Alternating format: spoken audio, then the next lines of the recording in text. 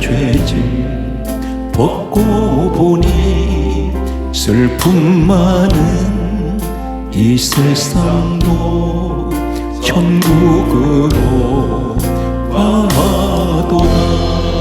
할렐루야 찬양하세.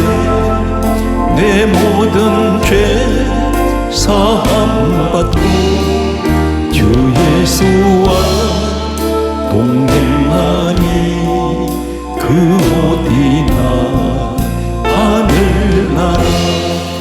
주의 얼굴 뵙기 전에 멀리 뵈던 하늘나라 내 마음속에 이루어지니 날로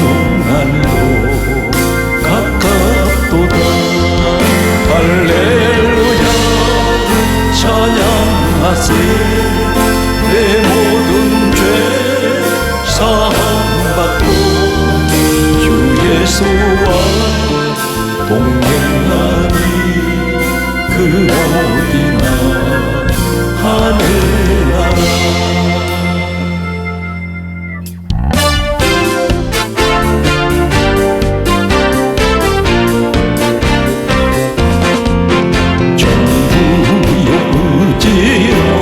손 들고 옵니다. 주 나를 받대하시며 나 어디 가리까. 내 죄 씻기 위하여 피 흘려 주시니 어떻게 하는 마음으로 주 앞에 옵니다. 전부도 대신 주께서 용주를 영혼을 보혈로 구해주신 그 사랑하는데 내 죄를 씻기 위하여 피 흘려 주시니 어떻게 하는 마음으로 주 앞에 옵니다. 나 예수 지함으로 큰 권능 받아서 주 앞에 구한 모든 것을 얻겠습니다. 내 죄를 씻기 위하여 피 흘려 주시니 어떻게 하는 마음으로 주 앞에 옵니다. 지금 이 시대는 재앙의 시대입니다. 환난의 시대입니다. 이러한 재앙과 환난의 시대에도 끝까지 믿음을 지키며 교회 생활에 성실하게 신앙생활 하신 분들이 있습니다. 오랫동안 교회를 다니셨고 또 최근에 교회를 나오신 분들이 있습니다. 교회를 다니시는 모든 분들은 한 가지 사실을 분명하게 알고 있습니다. 누구든지 예수 그리스도를 믿으면 구원을 받는다는 이 사실을 영원 불변 진리로 알고 있습니다. 영원에 변하지 않는 그 진리는 한 가지는 누구든지 예수를 믿으면 구원을 받습니다. 교회를 나오시는 분들은 누구나 다 알고 있습니다. 그런데 어떻게 예수를 믿으며 어떻게 신앙생활을 해야 되는가?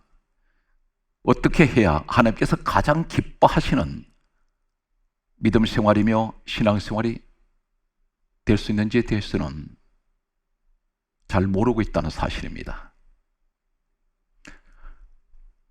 단순하게 교회 열심히 다니고 열심히 예수 믿으면 된다는 이 사실 한 가지 외에는 구체적으로 하나님께서 예수 그리스도 안에 있는 사람들에게 가장 큰 관심을 가지고 지켜보시는 이 한 가지 사실에 관해서는 우리는 별 관심을 가지지 않을 때가 있습니다.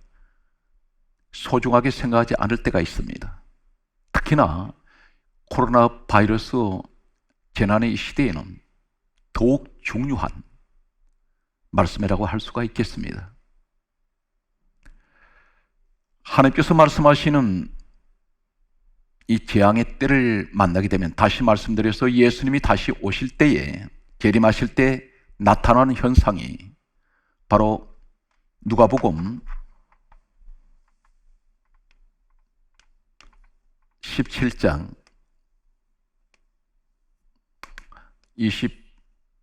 29절에서 30절 말씀을 보면, 예수님께서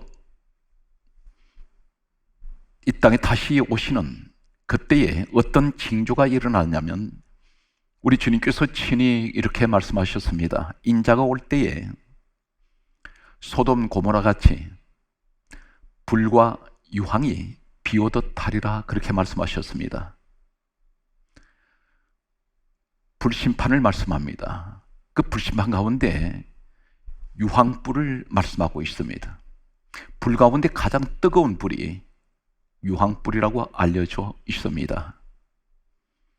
마지막 때에 내리는 이 소돔과 고모라에 내렸던 불과 유황이 비오듯 하리란 이 말씀은 불의 심판을 말씀합니다.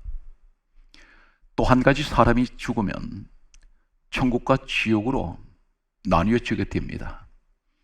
이 땅의 모든 사람들은 천국이 아니면 지옥으로 가게 됩니다.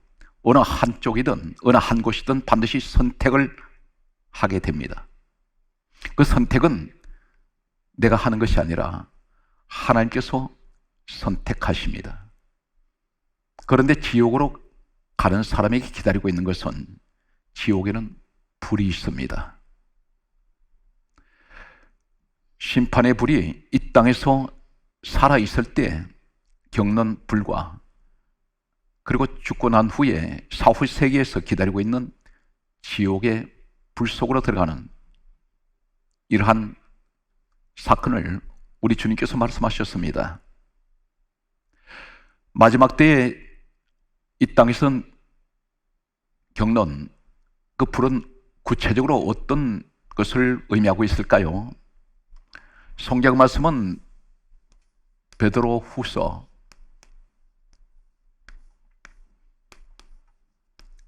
3장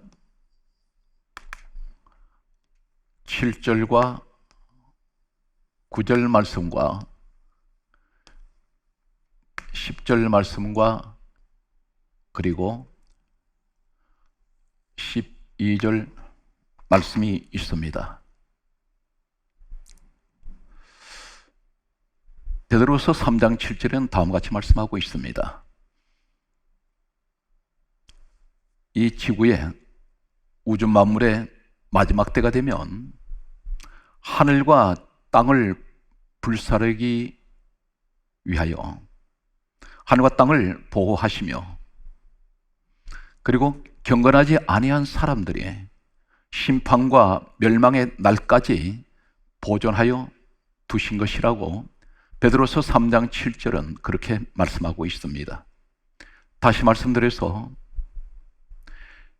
예수님께서 재림하실 때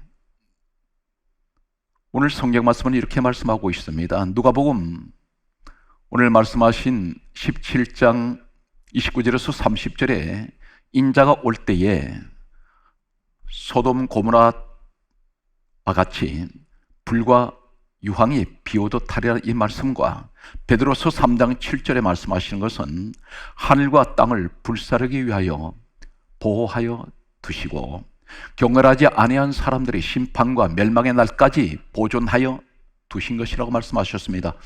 하늘과 땅을 불사르기 위해서 보존하고 있다고 말씀합니다. 보존하고 있습니다.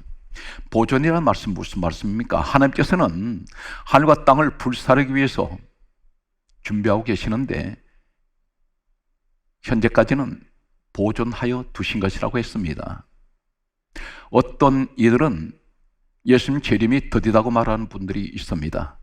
그런데 성경 말씀은 이렇게 기록하고 있습니다. 더딘 것이 아니라 오래 하나님께서 참으시고 사람들을 회개하기 위하여 지금도 그 종말이 점점 더디게 하고 계신다는 것입니다. 그 말씀이 베드로서 3장 9절에 그렇게 말씀하고 있습니다. 모든 사람들이 회개하기를 하나님께서는 기다리시고 그리고 참고 계신다는 것입니다. 다시 말씀드려서 주님이 이 땅에 재림하시는 시간이 그래서 놓쳐지고 있다는 것입니다. 오늘 성경 말씀은 이렇게 기록하고 있습니다. 베드로서 3장 10절 말씀을 보게 되면 다음과 같이 말씀합니다. 주의 날이 도둑같이 오리니 그날에는 하늘이 큰 소리로 떠나가고, 그리고 성경에 이렇게 말씀합니다. 물질이 뜨거운 불에 풀어지려니와, 이렇게 말씀합니다. 하늘이 떠나가 버립니다. 주님께서 오실 때 도둑같이 오신다고 했습니다. 도둑같이 오신다는 이 말씀은 예고 없이 갑자기 오신다는 것입니다. 그 날과 그 시간은 알 수 없습니다. 도둑이 올 때에 예고하지 않습니다. 날짜를 얘기하지 않습니다. 시간을 얘기하지 않습니다.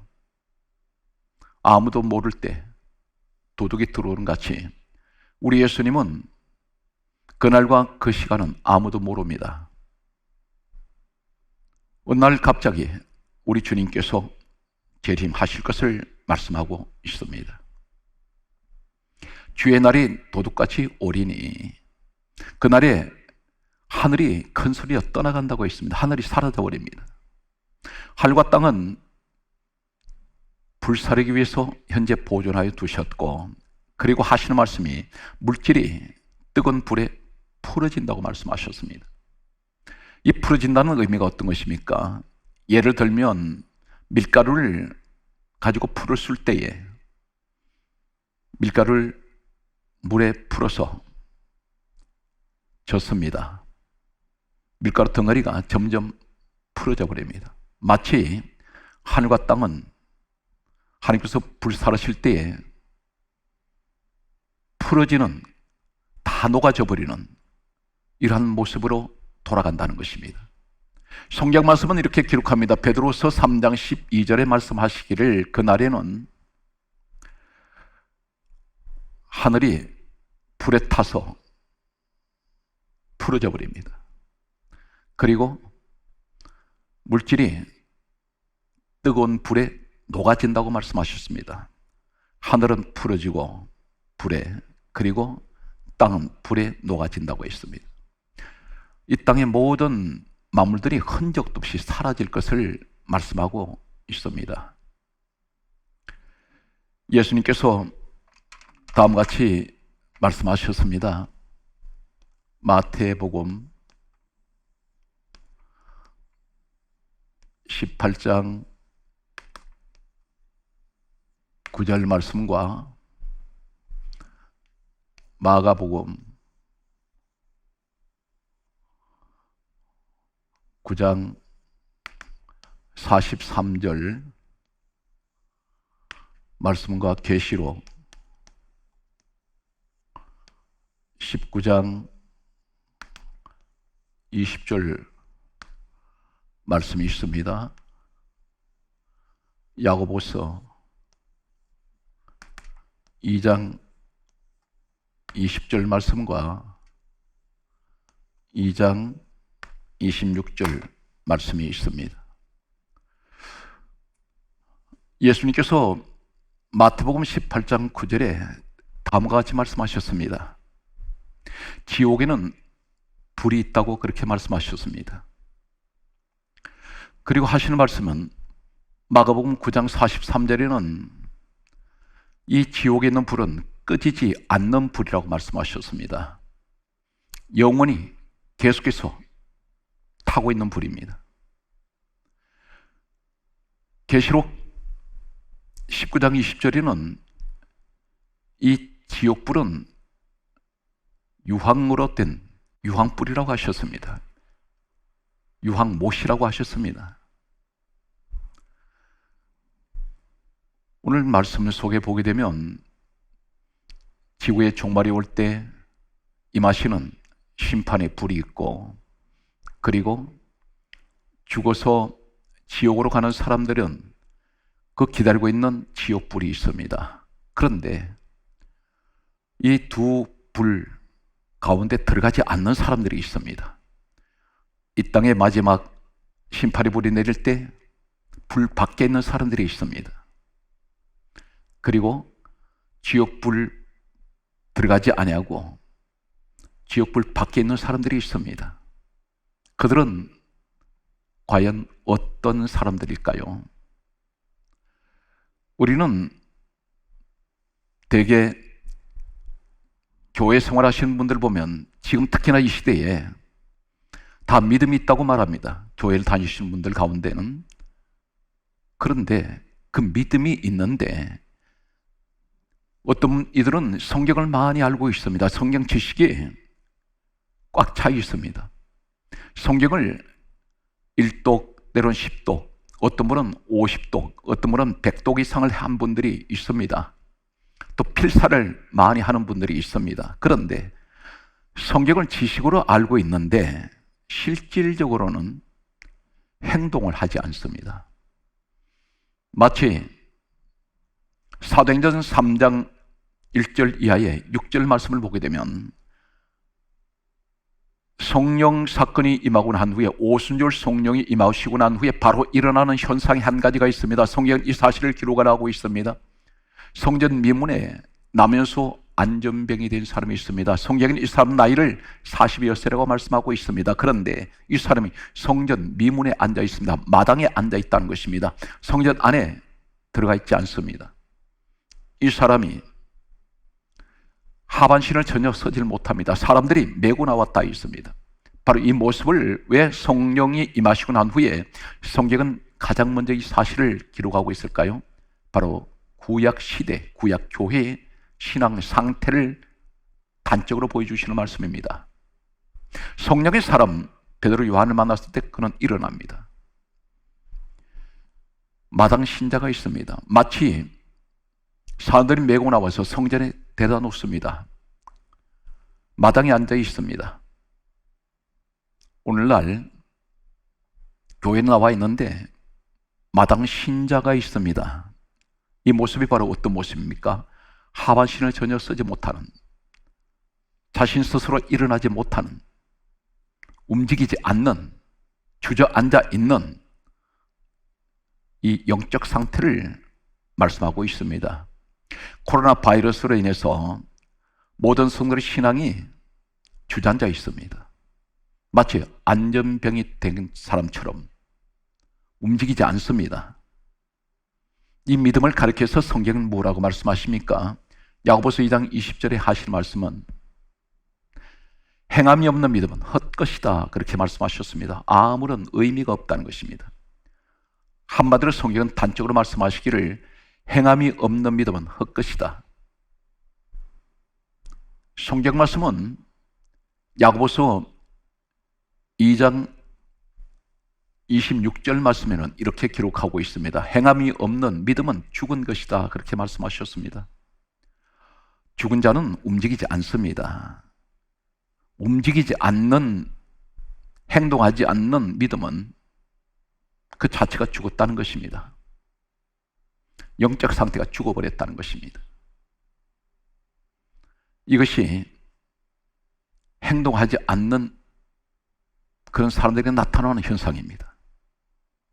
오늘 제가 말씀을 드리면서 이 땅에, 그리고 사후 세계에 불이 있는데 이 불 이야기를 하면서 왜 행함이 없는 믿음을 말씀하고 있을까요?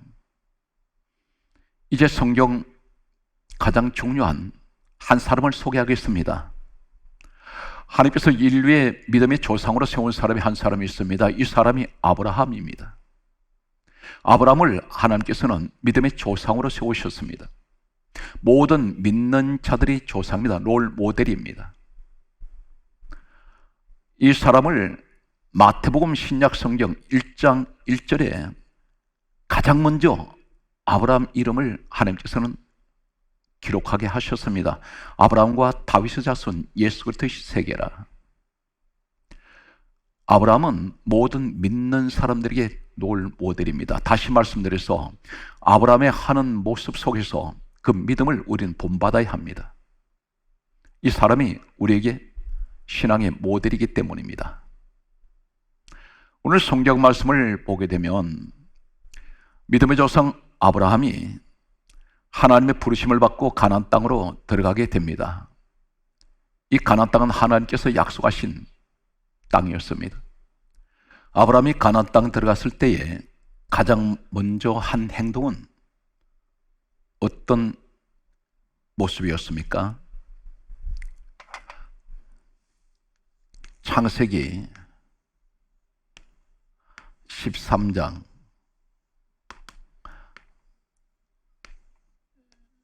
18절 말씀과 창세기 18장 1절 말씀과 창세기 18장 6절 말씀과 7절 말씀과 창세기 18장 22절 말씀과 창세기 19장 27절과 28절 말씀을 소개합니다. 창세기 13장 18절 말씀 보게 되면 아브라함이 가나안 땅에 들어갔을 때에 가장 먼저 한 것은 성경은 이렇게 말씀하고 있습니다. 아브라함이 마물에 상수리 수풀에 이르러 거기 거주하며 여호와를 위하여 제단을 쌓았더라, 이렇게 기록하고 있습니다. 아브라함이 찾아간 곳은 한 가지 사실을 우리는 기억합니다. 마물에 상수리 수풀에 이르러 거기 거주했습니다. 거주했다는 것은 마물의 상수리 수풀에 있는 곳에 그는 정착을 하게 됩니다. 그리고 성경은 다음과 같이 말씀합니다. 여호와를 위하여, 자신을 위해서가 아니라 여호와를 위하여 제단을 쌓았습니다. 제단을 쌓았다는 말씀은, 이 제단은 예배를 말합니다. 예배 자리입니다. 쌓았다는 이 말씀은 연속성을 말씀하고 있습니다. 계속해서 예배를 드립니다. 이 제단에는 기도가 있습니다. 제단에는 가장 중요한 하나님께 드려지는 제물이 있습니다. 이 제단은 피의 제단입니다. 아브라함이 이곳에서 마물의 상수리 수풀에 그곳에서 제단 쌓고 여호와를 위하여 예배를 드렸습니다. 오늘 그런데 성경 말씀을 보게 되면 창세기 18장 1절 말씀을 보게 되면 하나님께서 아브라함을 찾아오셨습니다.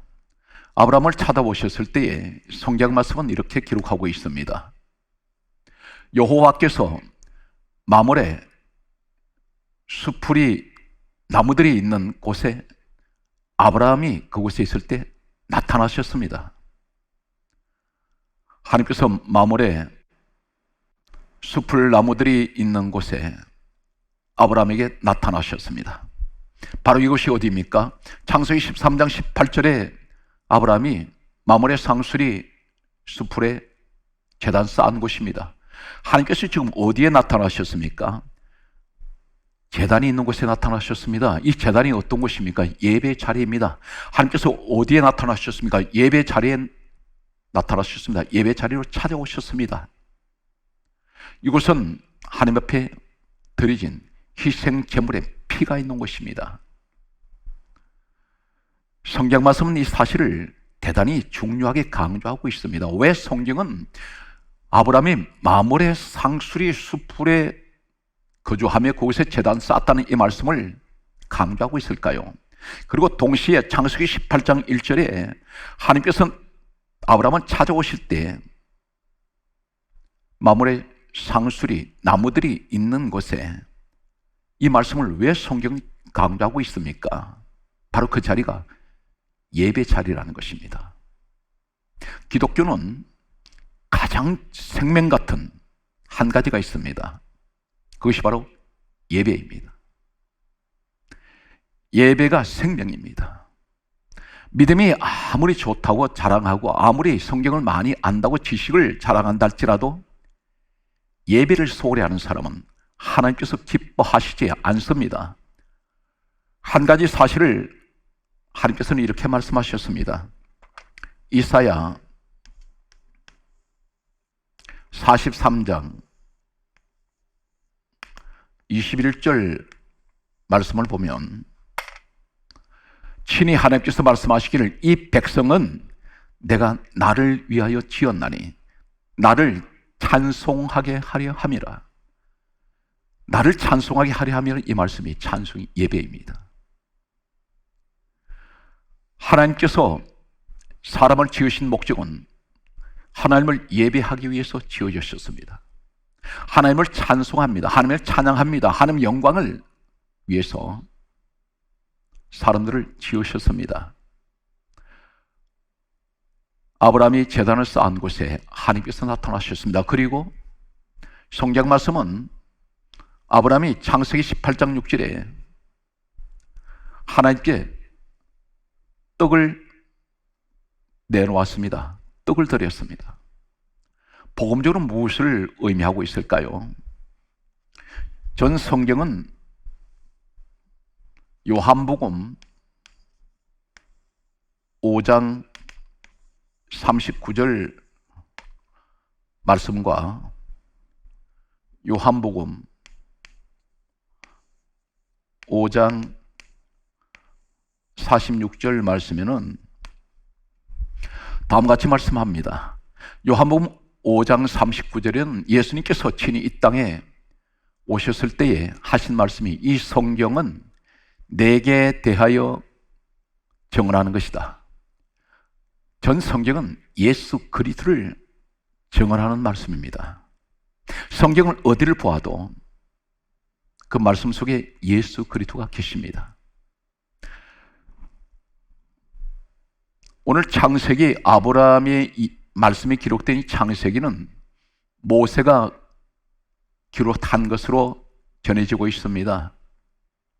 모세가 기록한 이 창세기를 가리켜서 그리고 모세는 5권의 책을 기록한 것으로 알려지고 있습니다. 창세기, 출애굽기, 레위기, 민수기, 신명기 이 5권의 책은 모세가 기록을 했습니다. 그런데 창세기를 모세가 기록한 이 책을 가리켜서 요한복음 5장 46절은 예수님께서 이렇게 말씀하셨습니다. 모세는 내게 대하여 기록하였다. 그렇게 말씀하셨습니다. 아브라함이 하나님 앞에 떡을 드린 것은 복음적인 어떤 의미를 가지고 있습니까? 요한복음 오늘 성경 말씀은 우리에게 다음 같은 말씀을 하고 있습니다. 요한복음 6장 47절에서 그 이하의 말씀을 보게 되면 예수님께서 하신 말씀이 내가 생명의 떡이다. 그렇게 말씀하셨습니다. 떡이 만들어지는 과정은 어떤 과정입니까? 알곡이 산산이 부서지고 터지고 찢어지고 깨져버립니다. 그리고 사람에게 생명의 떡이 주어집니다. 우리 주님께서 내가 생명의 떡이라고 하시는 이 말씀은 죄인들을 위해서 이 땅에 오신 우리 예수님은 마태복음 1장 21절에 죄인을 구원하시기 위해서 이 땅에 오신 우리 예수님은 십자가에서 살이 터지고 찢어지고 부서지며 온몸이 성한 곳이 한 군데도 없습니다. 그리고 우리에게 생명의 떡이 되시고 생명의 양식이 되어 주셨습니다. 우리가 성찬을 할 때 떡을 먹는 이유가 어떤 것입니까?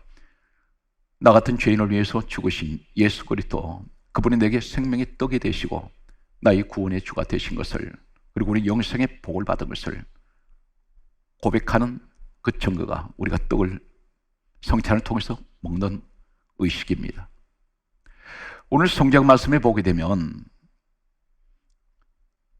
아브라함은 계속해서 창세기 18장 7절에 송아지를 하나님께 드렸습니다. 송아지를 드린 것은 이 송아지는 아브라함 때문에 죽은 희생제물입니다. 아브라함은 죄인입니다. 의인은 없나니 한 사람도 없습니다. 죄인 아브라함이 이 아브라함 때문에 희생제물은 죽었습니다. 희생제물엔 피가 있습니다. 하나님께 드려진 그 자리가 바로 여호와를 위해서 제단을 쌓은 자리였습니다. 오늘 이 아브라함이 창세기 18장 22절에 보게 되면 여호와 앞에 서 있었습니다. 요 앞에 서 있다는 것은 제단에 서 있는 아브라함의 모습입니다. 이곳에 하나님께서는 함께하고 계셨습니다. 그런데 창세기 18장 사건이 지나고 창세기 19장 27절 말씀을 보게 되면 성경 말씀은 이렇게 기록하고 있습니다. 아브라함이 아침이 일찍이 일어나 여호와 앞에 섰던 곳에 이르러 바로 제단이 있는 곳으로 왔습니다. 하나님을 만났던 자리, 여호와를 위해서 쌓았던 제단이 있는 자리입니다. 이곳에 아브라함이 아침 일찍이 와서 그곳에 서 있습니다. 이곳에 서 있을 때 한 곳을 바라보게 됩니다. 그곳이 어디입니까? 창세기 19장 28절 말씀을 보게 되면 소돔 고모라와 그 온 지역이 연기가 옹기 가마 연기같이 치솟았더라, 이렇게 기록하고 있습니다. 소돔 고모라가 불과 유황으로 불타고 있는, 심판받는 그 광경을 아브라함이 제단에 서서 바라보고 있습니다. 오늘 이 사건은 우리에게 무엇을 말씀하고 있습니까? 예배 자리에 서는 사람은, 그것은 하나님을 만난 자리고, 예배 제단에 있는 사람, 예배 제단에 서 있는 사람은 그곳에 하나님께서 나타나신 자리요, 그 자리가 바로 어떤 자리입니까? 심판받는 소돔 고모라 불타는 그곳에 들어가지 않는 사람입니다. 오늘날 항상 예배 자리에 서 있는 사람은 이 땅에 소돔 고모라 같이, 우리 주님이 말씀하신 인자가 올 때에 소돔 고모라 같이 불과 유황이 피우듯 하리라, 이 자리에 들어가지 않는 사람들입니다.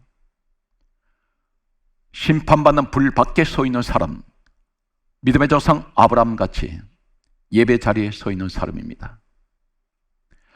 이 시대가 재난의 시대입니다. 이럴 때일수록 우리는 항상 예배 자리에 서 있어야 합니다. 이 제단은 오늘날 어디 있습니까? 바로 하나님의 성전에 있습니다. 성전에 제단이 있습니다. 바로 그곳이 교회입니다.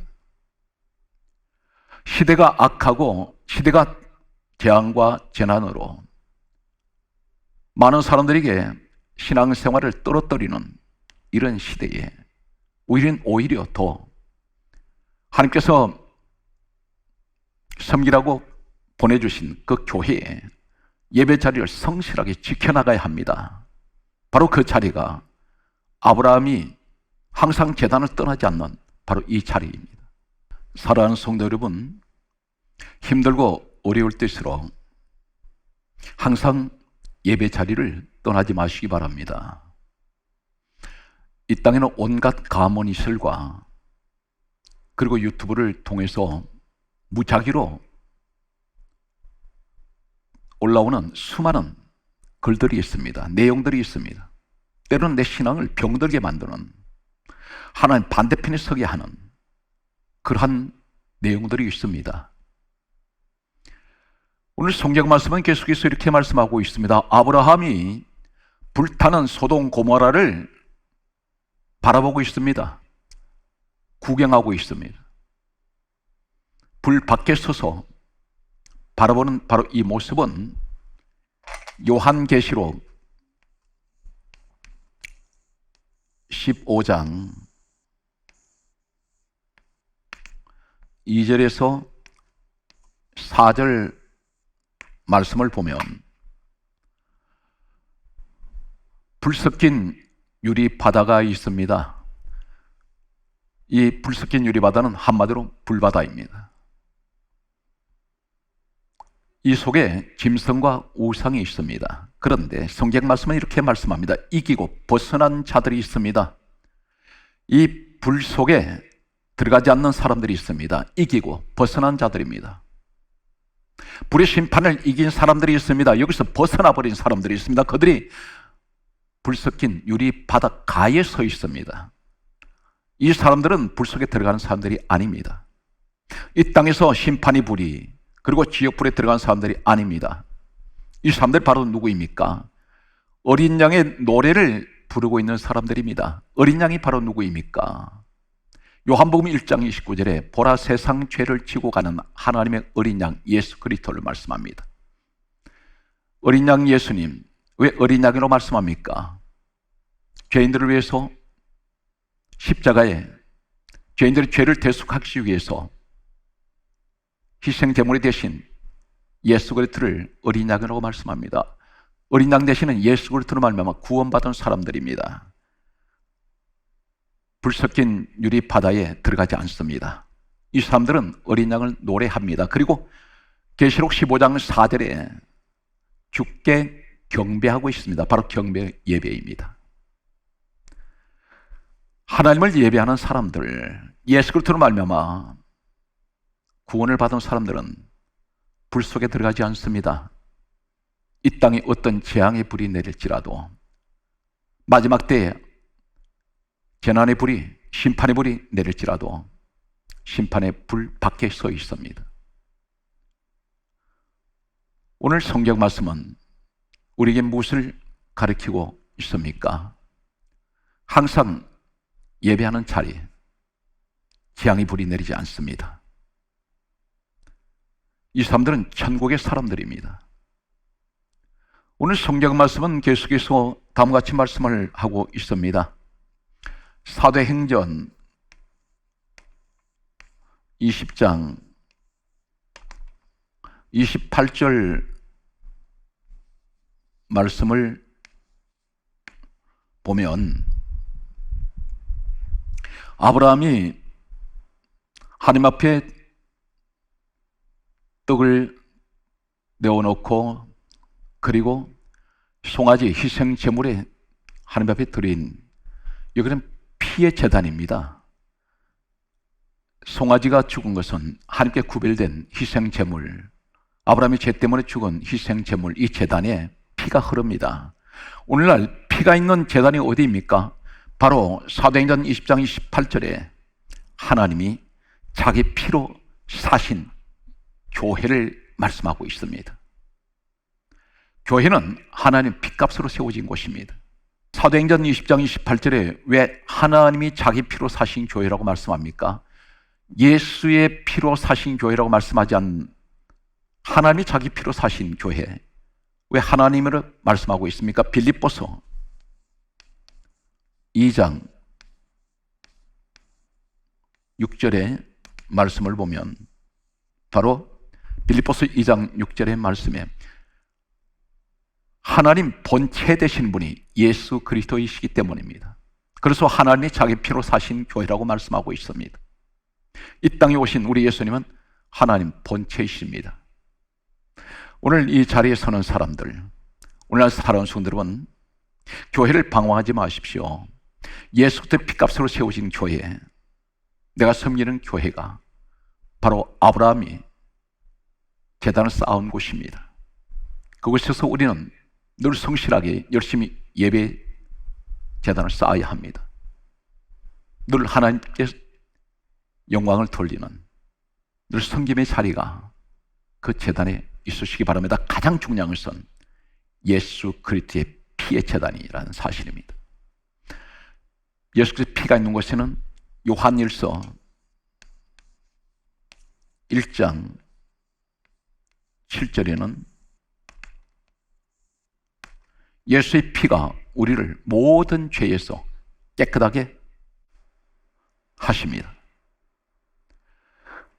항상 힘들고 어려울 때일수록 내가 서 있는 그 자리, 섬기는 그 교회, 그 자리에 서 있을 때에 어떠한 재난의 불도 여러분에게 임하지 않습니다.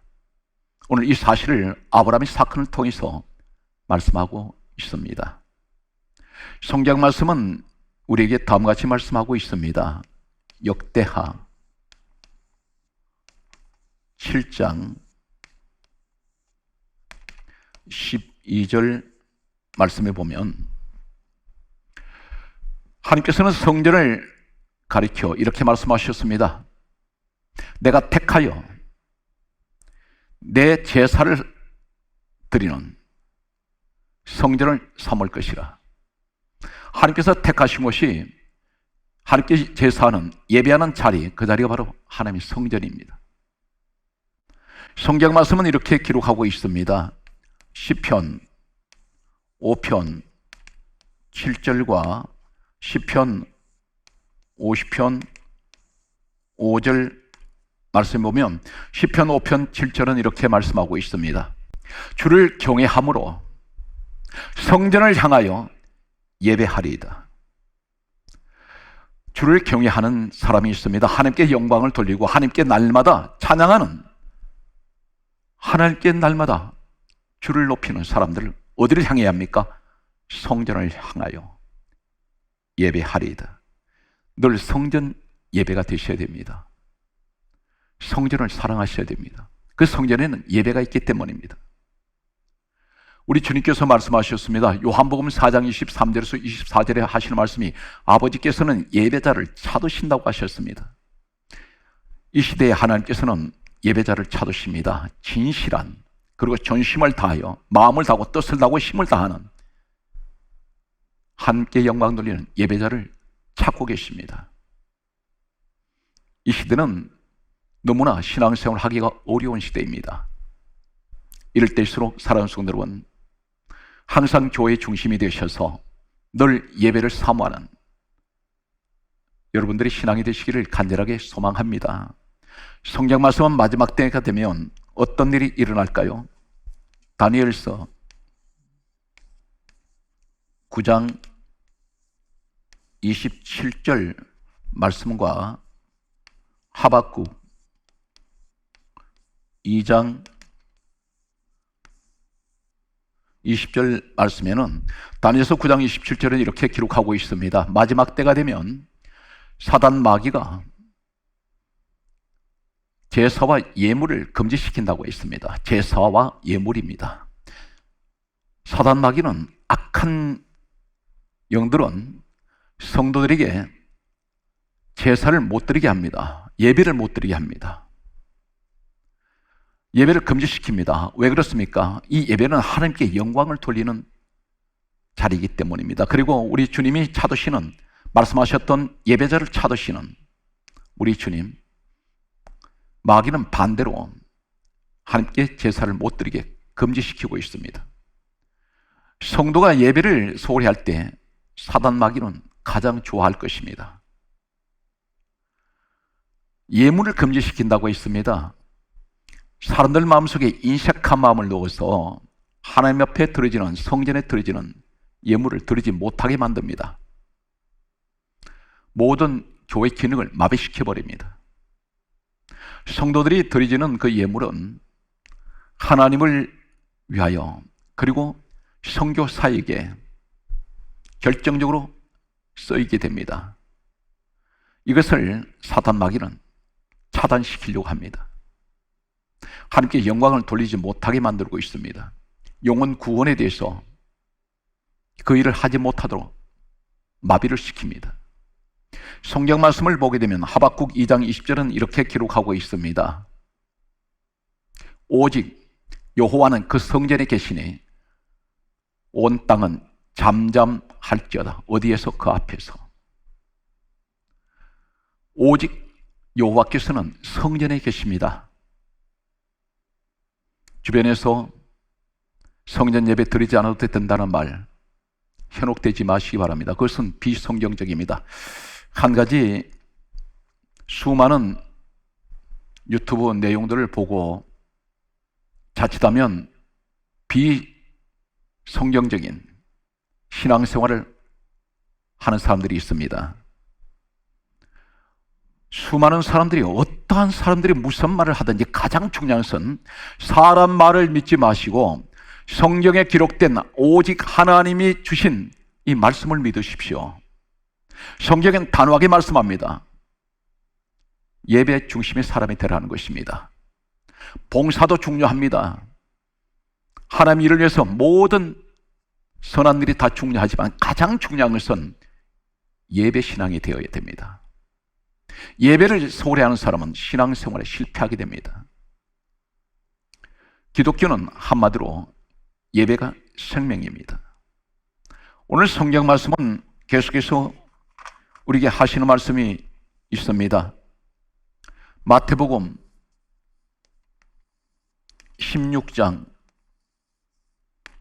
18절에서 19절에 다음과 같이 말씀합니다. 우리 주님께서 교회에 대해서 다음과 같이 말씀하셨습니다.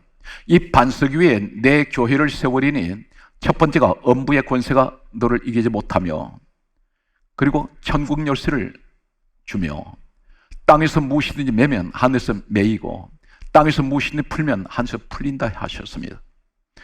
매고 푸는 권세가 교회에 있습니다. 음부 권세, 지옥 권세, 사망 권세, 교회를 이기지 못합니다. 그리고 천국 열쇠가 교회에 있습니다. 주님께서는 이처럼 교회에 대해서 대단히 중요한 말씀을 하셨습니다. 성경 66권 마지막 책에 7교회가 소개되고 있습니다. 이 7교회는 인류의 시작부터 마지막 때까지 이 지상에 있는 모든 교회를 한마디로 함축적으로 말씀하는 내용입니다. 성령님께서는 귀 있는 자들은 교회들에게 하시는 말씀을 들을지어다, 그렇게 말씀하셨습니다. 성령께서 하시는 말씀을 들으라는 것입니다. 어디를 향하여? 교회에 말씀하고 있습니다. 사랑하는 성도 여러분, 성령께서 하시는 말씀을 들어야 합니다. 어디에서 들어야 합니까? 교회에서 들어야 합니다. 교회를 통하여 하는 말씀을 듣고 내 신앙이 건강하게 자라야 합니다. 오늘 성경 말씀은 계속해서 다음과 같이 말씀하고 있습니다. 누가복음 2장 27절 말씀을 보면 성전에 들어가는 사람들이 어떤 사람들이 들어갑니까? 성령의 감동을 받은 사람들이 성전에 들어갑니다. 분명히 누가복음 2장 27절에는 성령의 감동으로 성전에 들어간다고 했습니다. 비록 몸은 지금 불가피하게 코로나 바이러스로 인해서 성전에 나오지는 못하지만, 그러나 마음은 늘 성전에 가 있습니다. 항상 성전 신앙을 사모합니다. 이 사람들은 누구입니까? 성령의 감동을 받은 사람들입니다. 교회에 나가는 것이 성령의 감동으로 교회를 나갑니다. 성령 사건이 임하고 난 후에 사도행전 2장 1절 이하에 성령을 받았던 초대교회의 사람들은, 그들의 모습은 한마디로 성경이 이렇게 강조하고 있습니다. 사도행전 2장 46절에는 날마다 마음을 같이하여 성전에 모이기를 힘썼다고 그렇게 기록하고 있습니다. 날마다 마음을 같이하여 성전에 모이기를 힘썼습니다. 이것이 바로 성령의 사람들입니다. 사랑하는 성도 여러분, 반드시 재난의 시대를 이기는 것은 우리의 믿음입니다. 주님을 향한 이 믿음을 항상 변치 말고, 그리고 가장 중요한 항상 교회의 신앙생활 중심으로 늘 예배가 회복되는, 그리고 예배 자리를 떠나지 아니하는 오직 예수 그리스도의 피가 있는 주의 몸된 교회에서 신앙생활의 성지자가 되시기를 우리 주 예수 그리스도 이름으로 축복합니다.